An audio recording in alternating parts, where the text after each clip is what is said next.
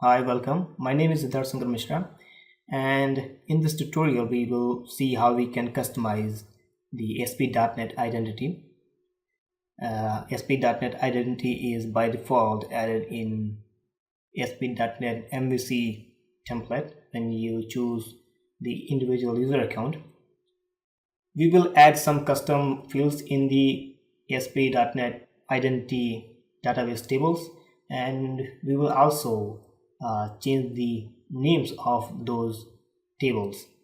So for that, first of all, create a new ASP.NET project. So go on File, New, Project, select ASP.NET Web Application, and give it name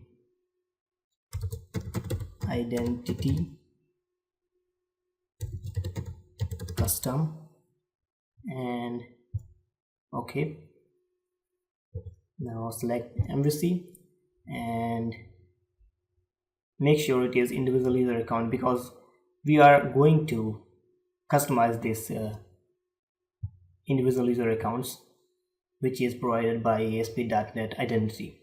So click on OK. Now Visual Studio will create a MVC application with the individual user accounts, which will provide authentication and authorization for our project.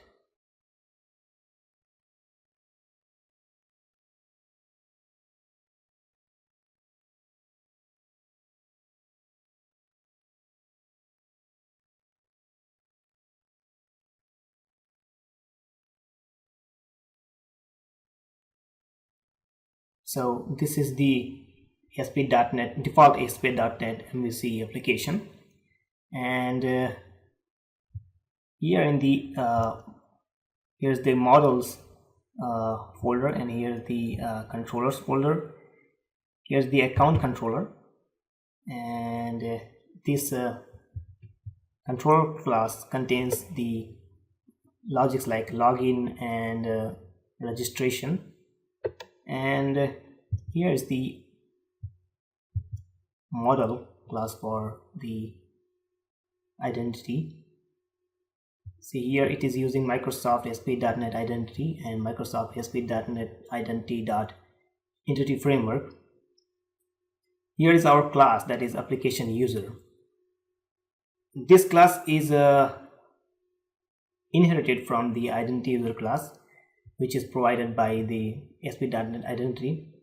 Right now, this application does not have any database, because when you create the ASP.NET MVC application, the database is not created. In the older time, you have to create a database from yourself with the help of SQL Server Management Studio. But now Microsoft has a new feature called LocalDB.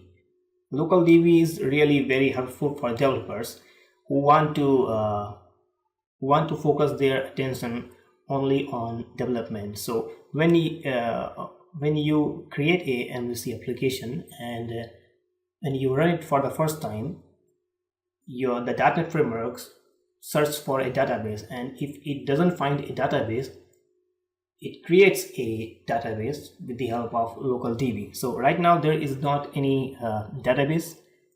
So for creating database for our application, we will run this project. So Control F5.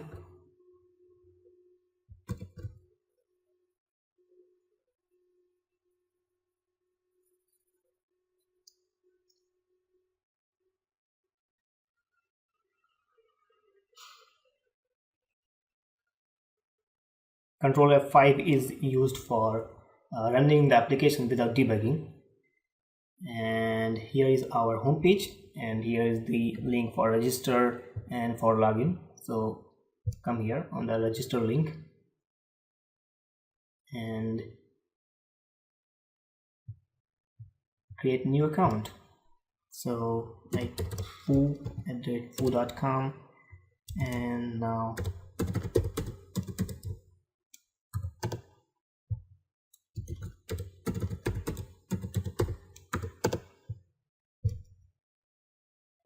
Now behind the scene,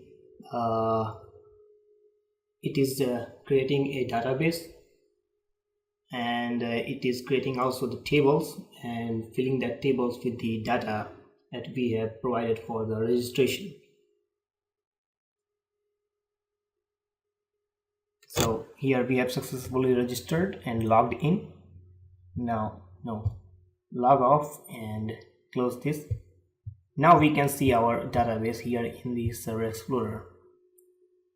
See, here it is the default connection, that is our identity custom, which is our project name. And if we go inside this database and inside the tables, here is the tables which are generated by ASP.NET identity.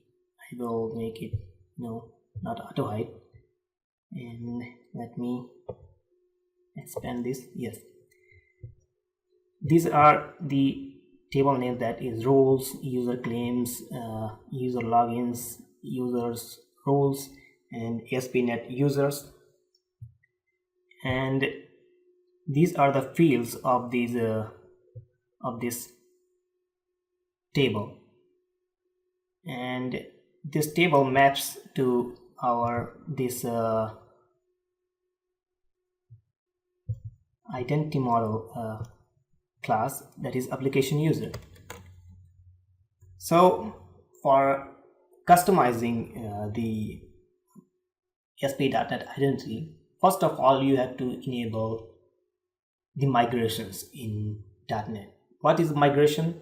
Migration keeps tracks of the changes in your database schema or fields. So for enabling the migration, which is not enabled by default, you have to go to the package manager console.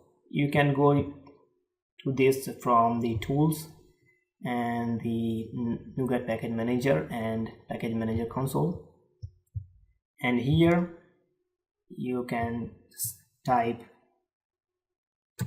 enable migrations. Let me zoom it a little bit. Yeah, enable migrations, and now hit enter. Now this will enable migrations for this database, and when successfully enabled, it will create a folder for the migrations. So here, see, it says that code first migrations enabled for project identity custom, and here should be a folder name migration. Yeah, here it's the migrations, and it is the initial migration. Means this shows the initial state of your database. And now if we want to add custom fields in our ASP.NET users class, for the profile information or anything, then you have to add some C# properties in your application user class. So let's say we want to add first name, or no, not first name, and let's say father name. So string and father name, and let us add one more field, that is address. Now save this and build the project. Now we have added these two fields properties in our ASP application user class. Now we have to add migrations because we are changing something. So here we can write add migration and give this migration a name. Means say added fields. in table, and you can just hit enter, and it will create a new migration, that is added fields in table. Now it has just created a migration, but it has not applied this migration on your database. Now to apply this change in your database, you have to update your database. So for that, you can say like update database, and just hit enter, and it's saying that it has successfully applied the added field in table to your database.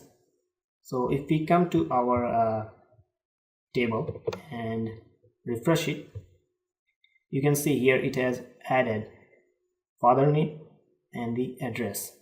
So now if you are not happy with the table names that are created by the identity, you can also change these table names according to your need. So for that, you have to come here in the application DB context class. Application DB context is a kind of manager which holds the responsibility for connecting to the database and applying any changes, or you can just set any kind of setting in the application DB context class. So come here and right here type protected override and on model creating. Now this method will be called during the creation of the model, means creation of your database, and here we can override the names of the data tables. So right here, come here and say model builder dot entity, and our SPNet users class is our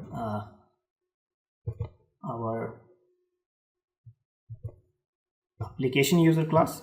So here in the entity, write application user and dot to table, and I would like to name it as account. Now this table also has a primary key called ID. Now if you want to change this, like many developers like to change it like table name and ID, like account ID, then you can just go here and write property and p dot ID, and that has column name, and write whatever you want to name it, like account ID. So now this will change the your primary key ID name to the account ID. Now let's change other table names. Entity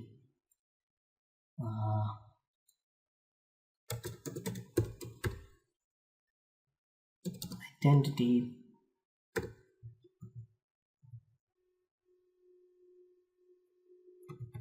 user claim, and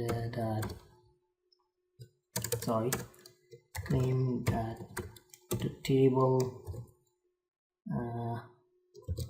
write ATN user claim, and you can change all the other fields like this, or table names like this, and after changing all the names of the tables, you can build a solution and come here, and now you can add migration to, you can add this migration to this earlier added field table, just right here, added field table right here, but I will add it to another migration. So just write like changed table name. So now enter, and it has added the migration change table name. Now we can just update database and just hit enter.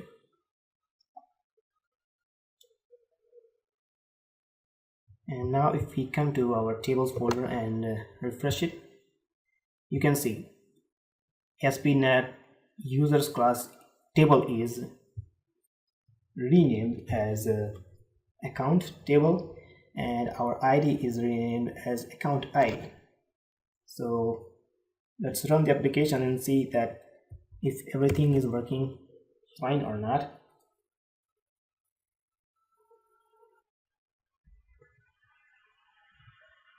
Come here to the log.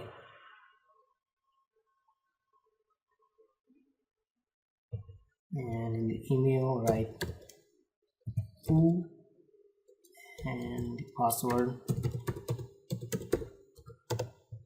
login.